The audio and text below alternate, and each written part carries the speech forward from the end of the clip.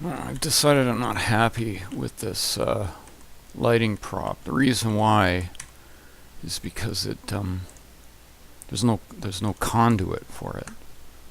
It's just like it's sticking out of the concrete.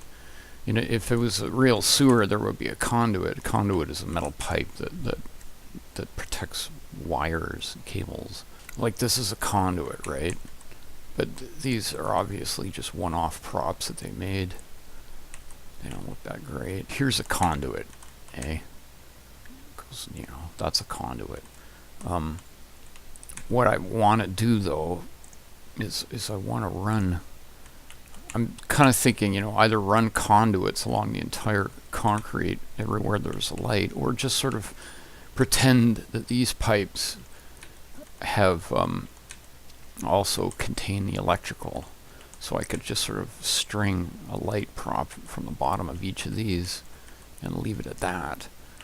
That kind of makes more sense too. So if that's the case, what I could do is use a light which, you know, this is great. I could use something like a naked light bulb like that. I don't really have a good one. I'll go find one.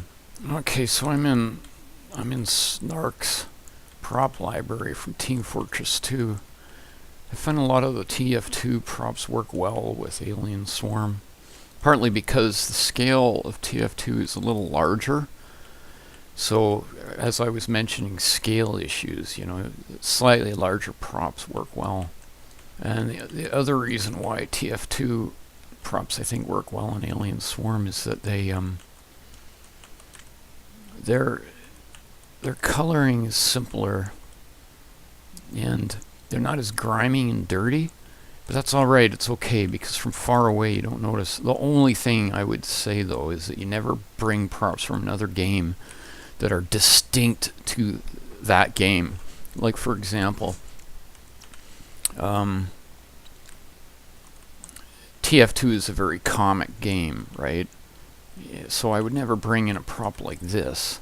That just, it's got a cartoonish feel, this prop, you know?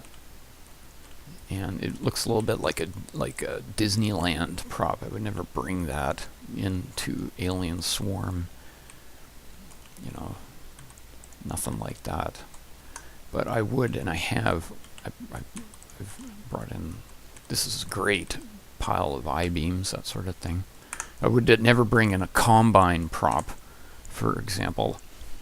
That's also a reason the Alien Swarm campaigns that are out there, I know that one of the more popular ones is City 17. I don't have much respect for that campaign. All the level designer did was unpack the levels that Valve had made and just, you know, threw in some aliens and stuff. And so it confuses franchises. Even at one point in City 17, you're wandering through the Combine tower. You know, that's like a total franchise crossover. But anyway, now this guy is the prop that I want. He's perfect for that, you know, dangling those guys. So I'm going to get him. So I've got GCFScape opened up here. Going to TF2. I'm going to open up this guy, models. What was that again? That was props lights. Okay. So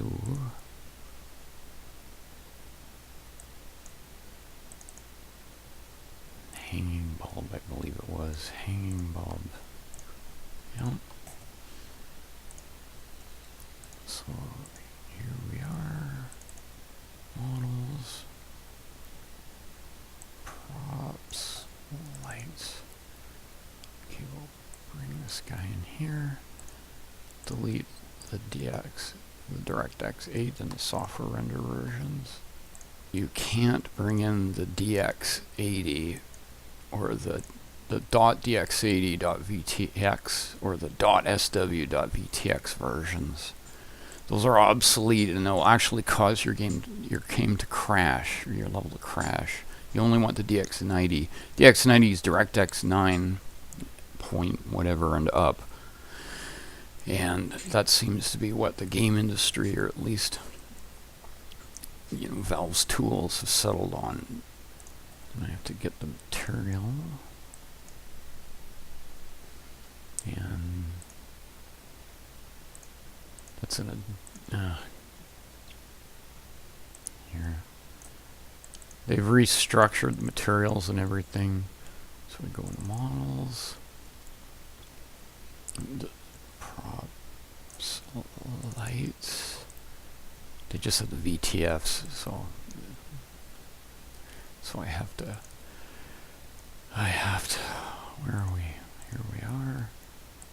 Materials, models, props, lights. Where are we? Hanging light, cupping. Now I have to open up the miscellaneous directory. That's where the VMTs, materials, models, props, lights. There we are, hanging light, on and off versions. That goes into here. Alright, so now I got this light here.